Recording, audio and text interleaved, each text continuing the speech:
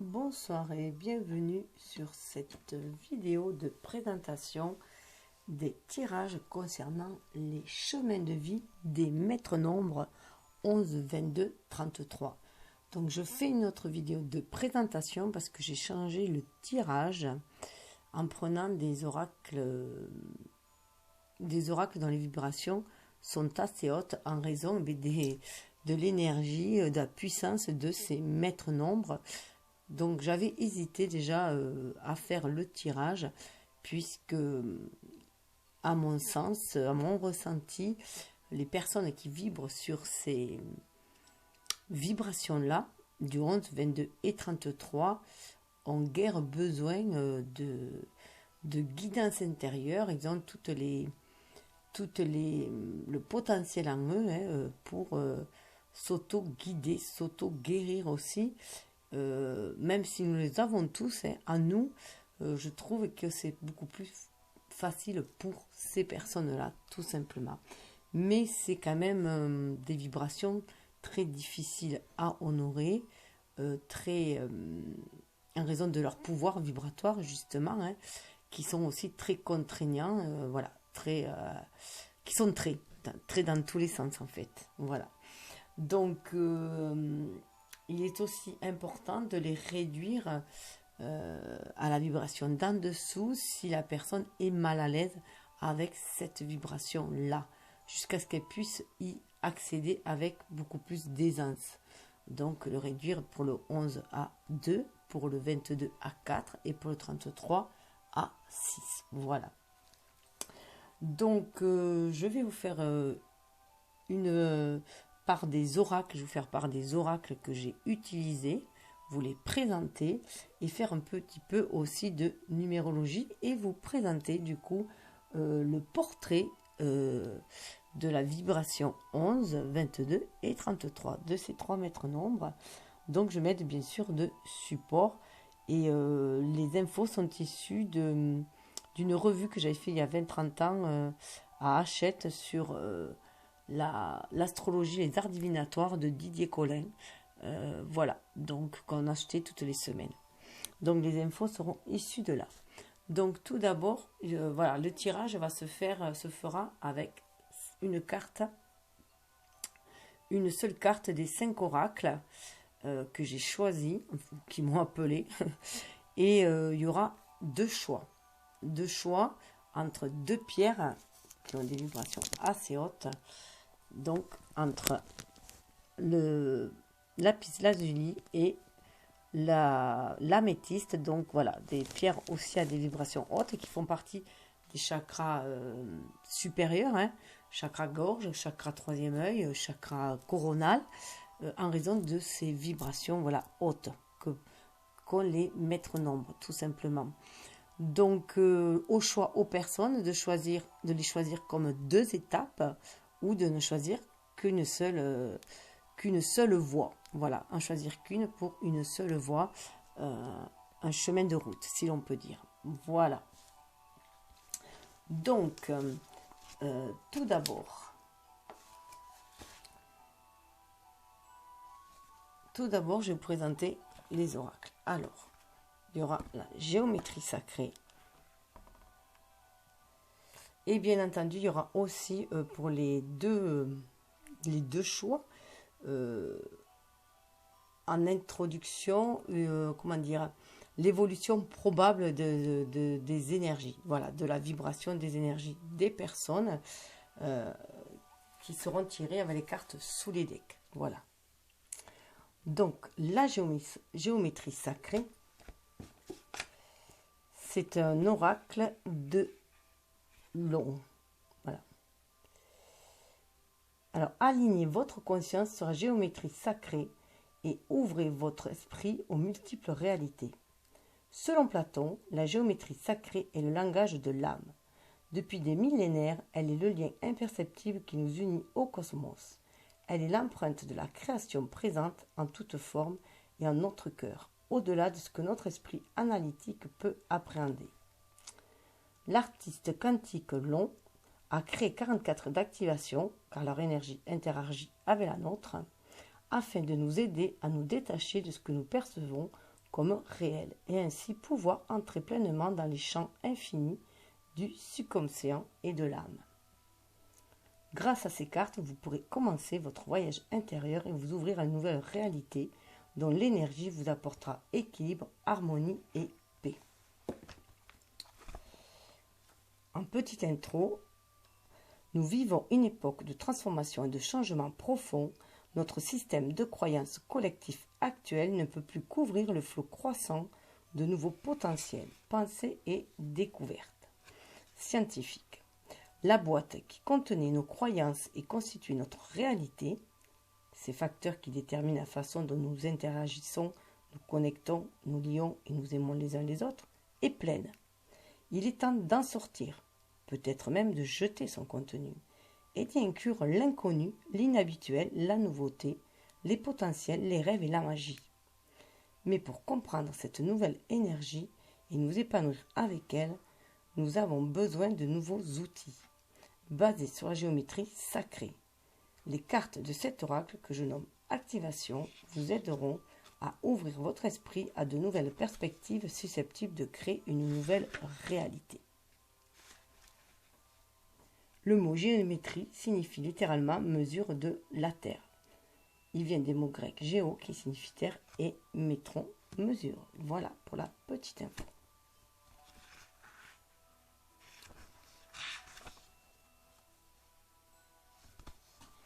Alors, et le mot si je veux dire. Et le mot sacré fait référence au fait que les proportions géométriques, ratios et mesures sont les mêmes partout dans la création, que ce soit au niveau de la vie biologique, de la musique, du langage, de l'art et du cosmos. Au cœur de la musique, au cœur du noyau, tous les éléments sont identiques, suivent les mêmes règles et répètent les mêmes schémas. Le microcosmos d'un atome fonctionne selon les mêmes lois que le macrocosme dans lequel gravitent nos planètes. Tout est fractal. Vous êtes vous-même géométrie au niveau de votre structure cellulaire, nucléaire et de votre ADN. La géométrie sacrée est l'empreinte de la création. Donc Platon disait que la géométrie sacrée, quel était le langage de l'âme. Voilà. Pourquoi je l'ai choisi d'ailleurs pour les deux. C'est le seul oracle qui est commun au tirage des chemins de vie de 1 à 9 et de ce démètre nombre. Ensuite vient l'oracle des artisans de lumière de Alana Fairchild et dont les illustrations sont de Mario Duguay qui a aussi fait des oracles de son côté. Alors, cet oracle de 44 cartes magnifiquement illustrées s'adresse à ceux qui ressentent un appel intérieur les invitant à se connecter avec la lumière divine et les fréquences supérieures de la conscience afin de participer à la guérison du monde. En effet, vous pouvez apporter une contribution positive à notre planète, grandir spirituellement et développer vos aptitudes énergétiques innées à travers différentes modalités de guérison dont le channeling et la communication avec les êtres supérieurs. Anges, maîtres, ascensionnés, guides spirituels. Ainsi, vous aiderez l'humanité à passer de la peur à l'amour altruiste. Peut-être savez-vous déjà que vous êtes un artisan de lumière, ou peut-être vous demandez-vous si vous êtes destiné à être un guérisseur ou un guide pour les autres sur leur chemin spirituel. Si vous êtes attiré par cet oracle, c'est que votre âme vous dit que vous êtes un artisan de lumière et que votre mission de vie consiste à vous guérir vous-même et à guérir la terre. Donc là, il y a... alors, je vous ferai part au début de mon ressenti par rapport aux cartes. Et ensuite, je fais part des messages de l'oracle et là, de la carte d'invocation qu'il y a. Voilà. Donc, les messages sont très, très riches. Et sur la géométrie sacrée, c'est des exercices d'activation. Alors, ensuite, c'est avec l'oracle des cristaux éternels. Hop. dont les illustrations sont de Jane Marin et l'oracle de Jade Sky. Les cristaux existent depuis la nuit des temps sur notre planète. Gardiens secrets de la sagesse terrestre et guérisseurs, ils sont porteurs de nombreux messages et détiennent d'incroyables énergies curatives. Vous découvrirez dans ce coffret 44 de ces magnifiques cristaux éternels choisis en fonction de leurs vertus curatives spécifiques. En procédant à des tirages simples ou plus complexes, vous apprendrez à vous connecter à leur énergie par le biais des chakras qui leur sont associés. Vous pourrez ainsi recevoir leurs messages et bénéficier de leurs puissantes vibrations qui vous guideront sur le chemin de la guérison et transformeront véritablement votre existence. Alors, ensuite,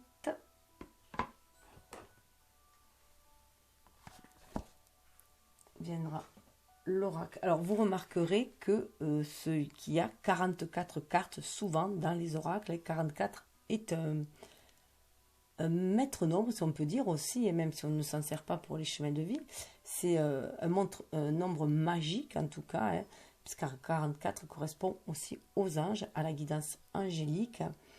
Et 4 et 4, eh bien, ça fait 8, hein, c'est le chiffre aussi de la réalisation, et c'est le symbole de l'infini, si on le couche, hein, et pour moi, de la destinée, de notre destinée en tout cas. L'oracle du chemin pavé d'or de Tommy Carmine Salerno, illustration de Yue Tang, excusez-moi pour la prononciation. Donc là, ça sera plus bien sûr pour l'ancrage. Hein. Nous sommes tous constitués d'une énergie universelle qui nous relie les uns aux autres. L'oracle du chemin pavé d'or a pour but de vous aider à entrer en contact avec elle et découvrir qui vous êtes vraiment. Là, il y en a 45. 45 cartes aux splendides illustrations et son livre d'accompagnement vous révèle clairement et simplement comment aborder nombre de difficultés de l'existence. Grâce à cet oracle, vous prendrez conscience de votre nature spirituelle et de l'incroyable pouvoir de votre créativité. Partez en toute confiance sur la route de la transformation positive. Reprenez le contrôle de votre vie et réalisez les souhaits qui vous tiennent à cœur. Voilà. Donc 45 peut-être parce que ça fait 9. Hein, donc peut-être que la personne, l'auteur a voulu être dans la vibration du 9, hein, de l'ermite, du chercheur. Et ensuite, du même auteur d'ailleurs, au niveau du relationnel, de tout ce qui est relationnel, la relation à soi, mais aussi la relation au monde, la relation aux autres, à l'environnement, cœur et âme, qui sont des cartes oracles de transformation intérieure.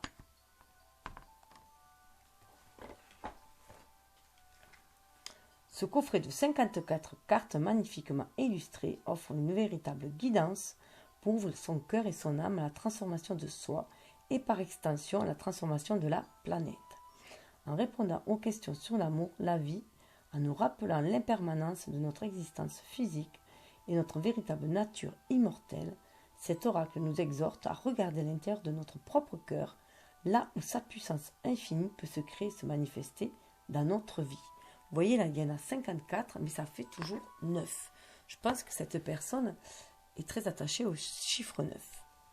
Voilà pour les présentations de l'oracle. Donc, comme vous voyez, les vibrations sont assez hautes, en tout cas très puissantes. Donc, on va faire un petit peu de numérologie. Donc, je vais vous laisser, celui-ci. Peut-être. Hop là. Alors, tout d'abord, arithmomancie ou numérologie. La numérologie est un art divinatoire très ancien, remis au goût du jour. L'arithmomancie, dont vous allez pouvoir découvrir les fondements. Selon les sciences antiques, dont nous ne dirons jamais assez qu'elles différaient beaucoup des nôtres, en cela qu'elles n'étaient jamais considérées ni abordées en dehors d'un tout cohérent, d'une croyance et une unité fondamentale, intrinsèque, originelle et absolue du monde. Tout est nombre, tout vient du nombre et y retourne. Il y a donc une mathématique de l'univers. Le code des nombres, dont les chiffres sont les symboles, permet de comprendre la structure de l'univers et celle de l'homme créé sur son modèle. La science des nombres telle qu'on l'utilise aujourd'hui appartient à la culture arabe. Donc, la numérologie est plus proche en fait de l'arithmomancie, puisque l'arithmos, le mot grec, le sens grec, veut dire arithmique, donc le nombre oratoire, la mesure et le rythme. Donc on est plus dans la vibration du nombre. Donc nous sommes là très précisément dans l'univers de la numérologie que nous préférons appeler arithmomancie, c'est-à-dire divination par l'incantation, la mesure et le rythme des nombres.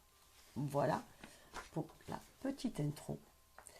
Alors, le nombre de vie. Le nombre de vie, en fait, c'est le chemin de vie.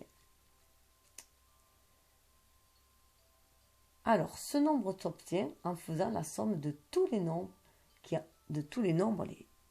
ensemble indiquent la date de naissance, c'est-à-dire le jour, le mois et l'année de naissance, après avoir réduit ce total pour trouver soit l'un des 9 nombres, soit l'un des 3 maîtres nombres. Cette somme constitue le nombre de vie, donc le chemin de vie.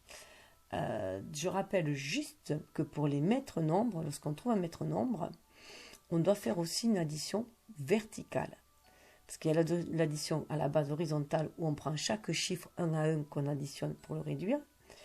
Mais que si on trouve 11, 22 ou 33, on doit faire une opération verticale. Donc c'est-à-dire qu'on additionne simplement comme on ferait en maths. Et après, on réduit à nouveau. Et si on retrouve le maître nombre, c'est qu'il y a confirmation. Sinon, on est dans la vibration du dessous. Alors, celui-ci, le nombre de vie, le chemin de vie, celui-ci nous renseigne sur la destinée d'un être et sur l'expression naturelle de sa volonté et de sa conscience. Ces indications et ces caractéristiques sont à rapprocher de celles du soleil dans un thème natal. En effet, grâce à la nature du nombre obtenu, en faisant la somme de tous les nombres qui constituent la date de naissance d'un être, qui sont aussi les indications que l'on utilise pour calculer un thème natal, en plus de l'heure et du lieu de naissance, bien sûr, on peut découvrir les grands axes qui traceront le chemin de vie d'un être, c'est-à-dire là où les voies qu'il suivra, les sentiers qu'il empruntera, les éventuels détours qu'il sera enclin à faire et bien entendu la direction qu'il aura tout intérêt à prendre pour s'accomplir pleinement et réussir sa vie. Donc vous voyez que c'est aussi tout autant intéressant que l'astrologie en fait. Ça nous apporte beaucoup d'informations, surtout qu'en fait il n'y a pas que le chemin de vie, il y a énormément de nombres, et notamment celui de la personnalité qui fait avec notre patronyme et notre prénom. Voilà, il y a toute des calculs à faire qui sont trop conséquents ici pour les expliquer, mais c'est assez complexe, mais c'est très très intéressant pour faire comme un thème natal, c'est un thème arithmologique, je crois qu'on appelle, voilà, tout simplement. Donc, je vais vous faire part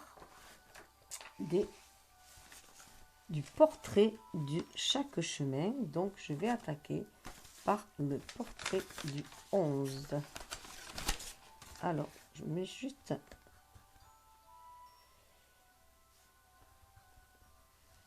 Alors,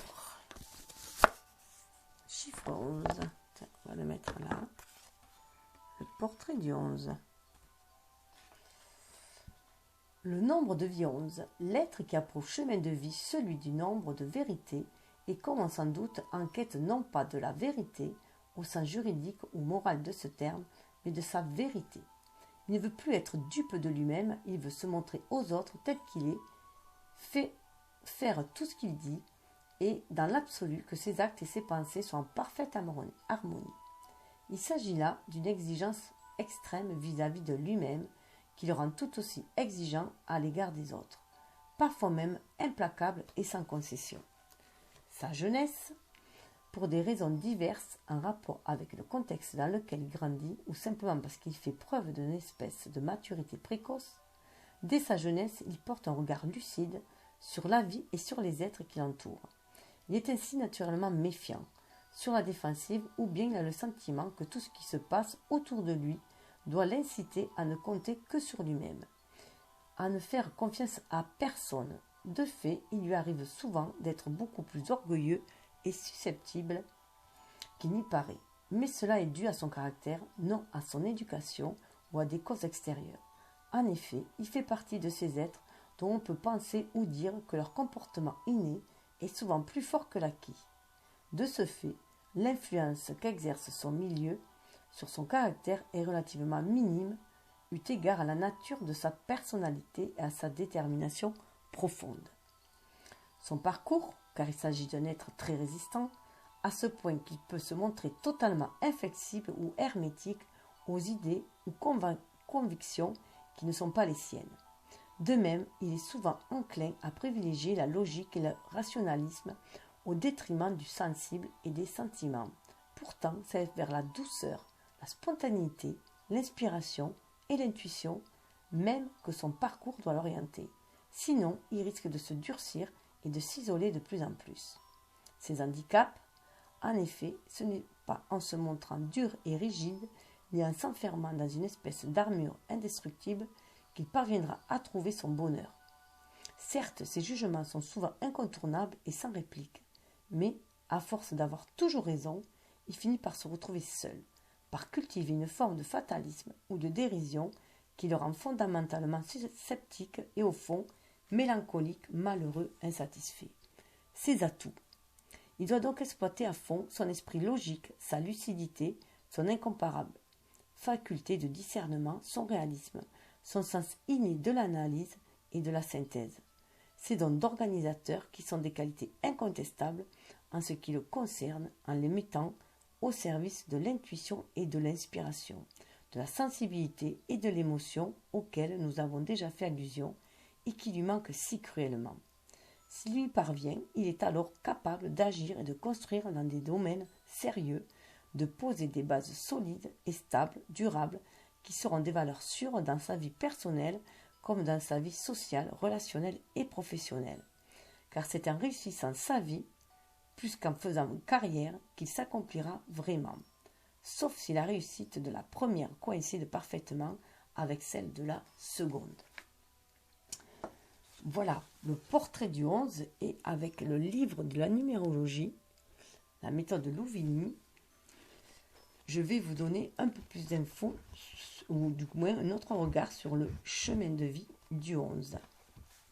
C'est le chemin de l'idéal, sublimant ou sanctionnant. Ici, on atteint les vibrations supérieures. Bien souvent, grâce aux additions verticales et horizontales, ce chemin se réduit aux 2. Mais si le 11 se confirme, quelle intensité!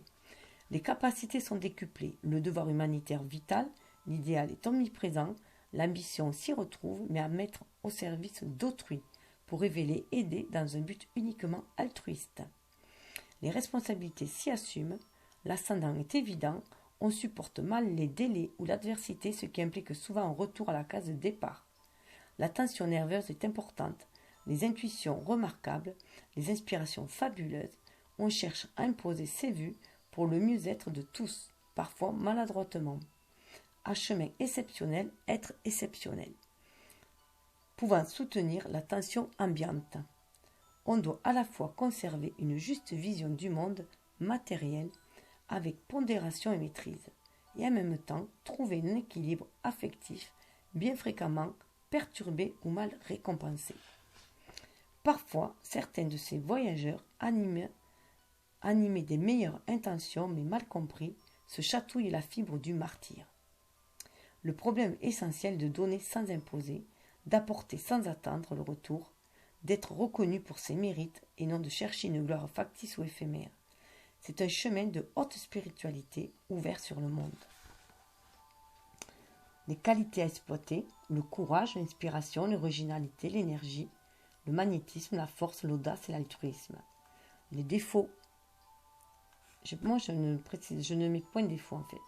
Je dis les pièges à éviter, l'impatience, l'intolérance, la nervosité, le matérialisme, le perfectionnisme aigu, la dictature, la mélancolie, le masochisme,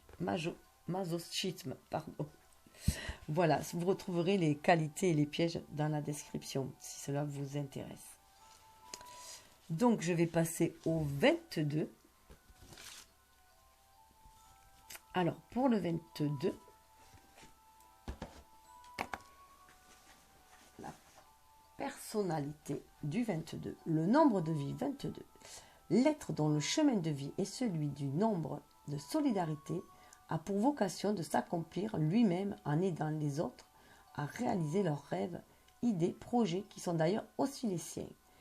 Il ne se perçoit pas lui-même comme un leader, et pourtant il est capable d'en assumer le pouvoir ou la responsabilité, à condition qu'il mette ses qualités au service de la réalisation d'œuvres communes, favorisant le bien-être de la collectivité ou à caractère humanitaire. Sa jeunesse. Dans son enfance, il peut avoir eu affaire à un père extrêmement sévère, rigide, autoritaire, contre lequel il s'est révolté à l'adolescence, entretenant alors jusqu'à un âge avancé un sentiment de rejet contre toute forme d'autorité, un esprit anticonformiste, parfois provocateur, pouvant même adopter un mode de vie marginal ou anarchiste. Mais il est possible aussi qu'il se soit retrouvé très tôt livré à lui-même, sans repère, sans éducation réelle, sans fondement, se révélant alors un autodidacte souvent brillant, mais se refusant à accepter certaines responsabilités ou à s'engager dans une voie définitive, de craindre de perdre sa liberté. Son parcours, dans l'un ou dans l'autre cas, comme on le comprend, il est enclin à vivre en décalage avec ses congénères, tout en étant pourtant particulièrement sensible aux autres, curieux de mieux les connaître, de les découvrir et de participer avec eux à des activités stimulantes, généreuses, innovantes. Ce faisant, il entre vraiment dans son chemin de vie qui consiste en effet à innover, à expérimenter de nouvelles valeurs, à aider les autres à devenir plus libres d'être ce qu'ils sont pour pouvoir l'être lui-même. Ses handicaps, car souvent ce qui le retient d'évoluer, de suivre son parcours et sa destinée, et ce n'est pas le moindre de ses paradoxes, c'est son attachement viscéral à sa liberté, mais aussi son pragmatisme, qui pourrait être une force constructive chez lui, mais dont, a priori, il se sert pour se distancier des autres et de la réalité, pour ne pas avoir besoin de s'investir à fond dans un choix, une orientation, ne pas jouer ni assumer un rôle social. Il ne supporte pas qu'on lui mette une étiquette ou un numéro sur le dos. Toutefois, ce qui devient parfois chez lui un individualisme forcené peut aussi servir d'exemple. Ses atouts, cela ne veut pas dire qu'il a envie ou qu'il cherche à devenir un modèle ou un catalyseur, mais il est parfois malgré lui. Son indépendance d'esprit peut en effet le rendre créatif et inventif, habile à rassembler les êtres qui sont faits pour œuvrer ou agir ensemble, en les organisant de telle sorte que non seulement chacun d'entre eux trouvera sa place, mais qu'ils se valorisera les uns les autres. Qui se valoriseront les uns les autres. Par ailleurs, son caractère aussi indépendant que son esprit le rend libre de tout préjugé. Il est ainsi spontanément compréhensif, permissif, tolérant. Ses idées sont mobiles, il s'adapte à toutes les circonstances auxquelles il est confronté, dont il sait alors tirer avantage sans pour autant léser autrui. Toutes ces qualités réunies finissent alors naturellement par faire de lui un être rare et précieux. Eh bien, je peux vous dire que moi qui suis née en 22 et dans une année 22 aussi, il y a des... Voilà, je trouve des similitudes, hein, voilà, tout de même. Donc on voit bien les vibrations hein, voilà, sont fortes, hein, les vibrations que l'on porte. Donc là, je vais faire part du chemin de vie avec le livre de la numérologie, pour ceux qui arrivent sur le 22. Alors, c'est enfin la route la plus immense, celle du génie ou du dément. Encore plus rares sont ceux qui possèdent l'envergure nécessaire pour assumer un pareil chemin, qui par conséquent se réduit alors aux 4. Ils représentent le progrès, guidé par des forces supérieures, conscientes des réalités. Toute entreprise, tout ouvrage doivent être destinés à des fins altruistes, humanitaires. Si l'égoïsme ou l'intérêt personnel l'emporte, c'est la sanction sévère et sans appel. Le courage, la volonté, l'audace, le sens des responsabilités et des initiatives ont le devoir de se développer.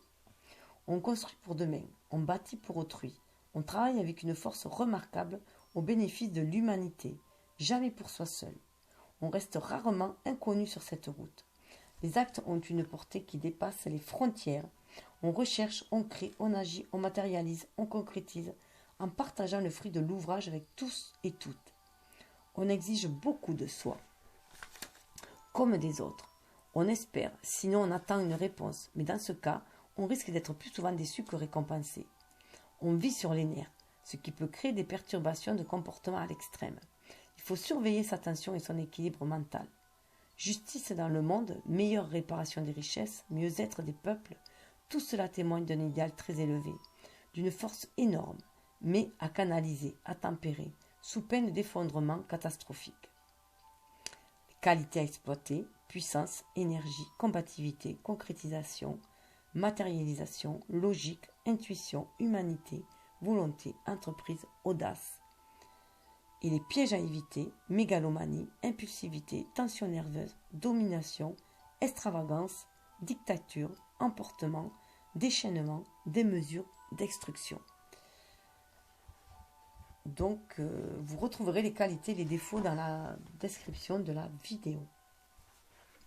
Je vais donc passer au maître nombre 33, à son portrait.